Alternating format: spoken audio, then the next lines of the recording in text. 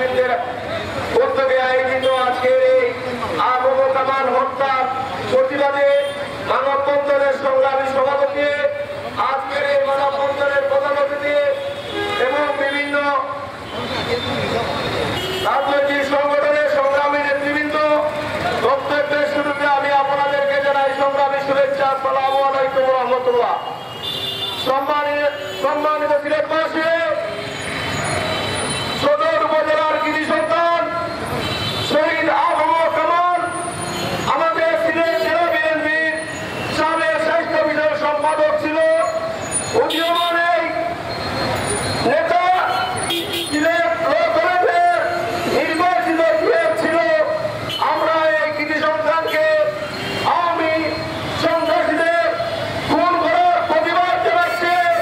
খুনিদের শাস্তি নিশ্চিত করার জন্য অন্তর্বর্তী সরকারের কাছে আকুল আবেদন জানাচ্ছি।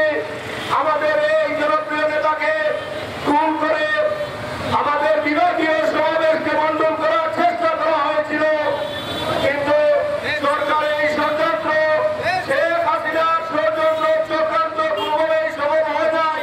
আমাদের বিভাগীয় সমাবেশ সফল হয়েছে, কিন্তু আমাদের এই জননেতাকে নির্মমভাবে হত্যা করে হত্যাকারী আসামিরা, সন্ত্রাসীরা নির্বিবাদে ঘোরাফেরা করছে আমরা দেখতে পাচ্ছি। অন্তর্বর্তী সরকারের প্রধানের দৃষ্টি আকর্ষণ করে আমরা বলছি, বর্তমান দেশ শাসন ব্যবস্থা চলছে, সিলেটের সর্বস্তরের প্রশাসনের কাছে আমাদের অনুরোধ, আমাদের আবু কামাল একজন জনপ্রিয় নেতা ছিল, তাকে যারা হত্যা করেছে, যে সমস্ত সন্ত্রাসীরা হত্যা করেছে, তাদের ফাঁসির দাবি জানিয়ে আমি আমার বক্তব্য এখানে শেষ করছি। খুদা হাফেজ, বাংলাদেশ জিন্দাবাদ।